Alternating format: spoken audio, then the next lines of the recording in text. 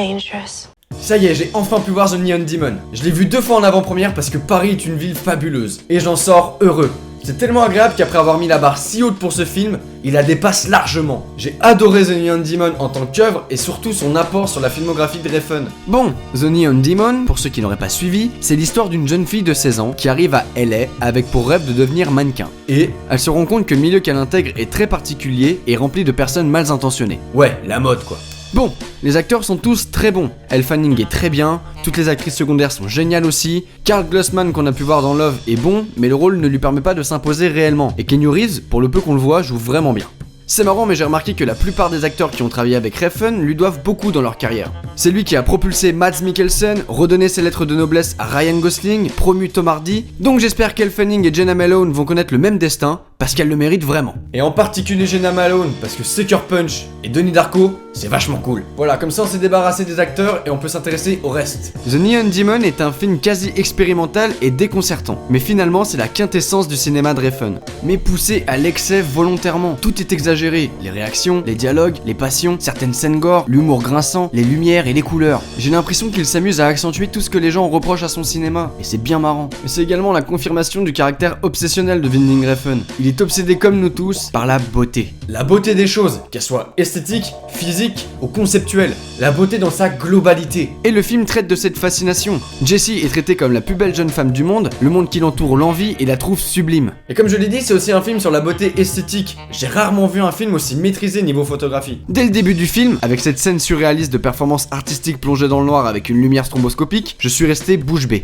Des frissons partout, et ressentant mon admiration pour Refn grandir minute après minute. Mais en plus de ça, Refn fait quelque chose qu'il n'avait jamais fait, placer son histoire dans un contexte féminin. 80% des personnages du film sont des femmes, et le personnage principal en est une. Et ce qui est intéressant, c'est que le milieu féminin est aussi violent, voire pire que le milieu dans lequel étaient placés ses autres personnages principaux. Ici, pas de mafia, juste la simple réalité que la mode est aussi violente qu'un groupe de dealers. Et le film parle de plein de choses. C'est tout d'abord un film sur le cinéma de Refn, cet attrait pour le beau, ses dimensions quasi surréalistes, cette fascination pour la perfection. Le film incarne la sensibilité artistique de Refn et son talent. Ainsi, les spectateurs se retrouvent comme les antagonistes du film, à contempler et à envier Nicolas Winding Refn. Nicolas Winding Refn qui serait donc réincarné dans ce film en tant que Jessie. Donc ce film traite de notre égocentrisme, de notre jalousie, de notre peur de disparaître, de tomber dans l'oubli, de ne plus plaire et de ne pas être le meilleur. Et là où le film fait fort, c'est que finalement c'est une critique de notre société actuelle, de cette société égocentrique, de consommation, de culte de la perfection, de rage, de jalousie. Là on va passer dans un petit aparté, gros spoilers,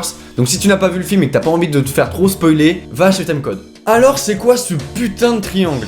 Et je vais vous lancer une petite théorie comme ça, parce que je vous kiffe. La construction des personnages m'a beaucoup intrigué en sortant du film, et je me suis posé tout un tas de questions. En fait, je me suis dit que les 3 personnages, donc Ruby, Gigi et Sarah, formaient un personnage unique. Une entité qui influence fortement le comportement de Jessie. Un peu comme le monolithe de 2001 sur les singes et les hommes. Et donc ce serait pour ça qu'après le défilé, donc après la séance de trip, elle change radicalement de comportement.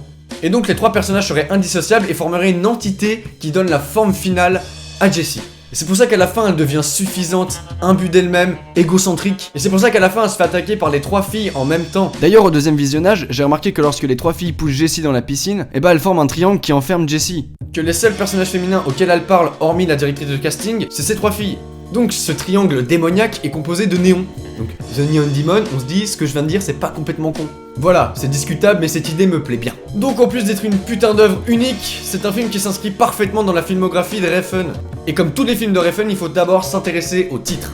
Pusher signifie revendeur de drogue, donc les films de la trilogie Pusher prennent place dans un groupe de dealers. Bleeder veut dire salaud, mais aussi hémophile, la maladie de la coagulation du sang. Donc c'est pour ça que le film traite de l'histoire d'un bad guy, et le deuxième niveau de lecture du titre est révélé par l'acte final infligé à Léo. Drive, bon là j'ai pas besoin de trop expliquer. Only God Forgive se réfère au personnage de Chang. C'est un peu raciste comme accent ? Qui incarne une justice quasi divine et qui, contrairement à Dieu, ne pardonne pas.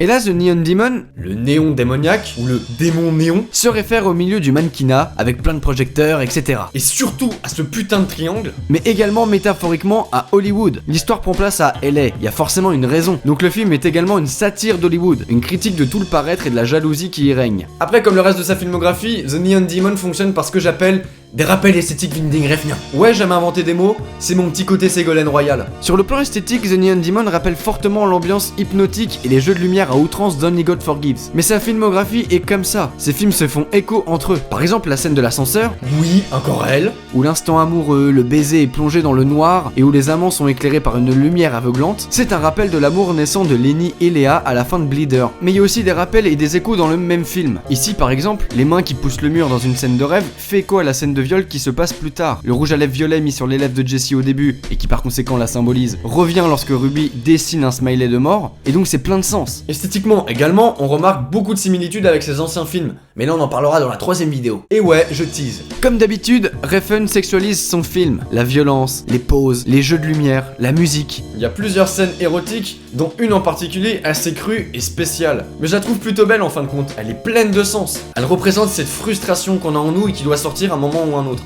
Et puis ça complète l'idée que Refn cherche le beau partout. Après c'est pas le genre de scène qui m'érotise non plus hein. Non, ça je le garde pour moi. Un autre exemple d'une scène assez malsaine mais vachement belle, c'est la scène du couteau avec Keanu Reeves. Putain d'idée. Il y a également dans The Neon Demon cette idée de jugement dernier, de condamnation à mort. Comme One Eye acceptant sa mort sur les rochers, comme Léo se sachant infecté et préférant mettre fin à ses jours, ou Julian impuissant laissant le divin lui prendre ses bras, Jessie et ses consoeurs portent cette malédiction, cette épée de Damoclès au-dessus d'elle. Symbolisée ici par le smiley dessiné avec le rouge à lèvres. Comme chaque film de Refn, la fin est tragique. Tous ces films se terminent mal, c'est un fait. Et là je vois déjà les puristes me dire ouais mais attends mais dans Pêcheur 2, à la fin il prend ses responsabilités de père. Ou dans Bleeder, Lenny finit par pécho Léa. Le gars il vient de buter un mafieux, il s'est mis toute la mafia à dos. Alors certes il prend son fils mais bon ça finit pas très bien. Et dans Bleeder il y a que pour Lenny que ça finit bien hein. Il y en a 2 qui sont morts dont un qui s'est suicidé après s'être fait injecter une maladie. Ça finit pas bien. Donc les films de Refn finissent mal.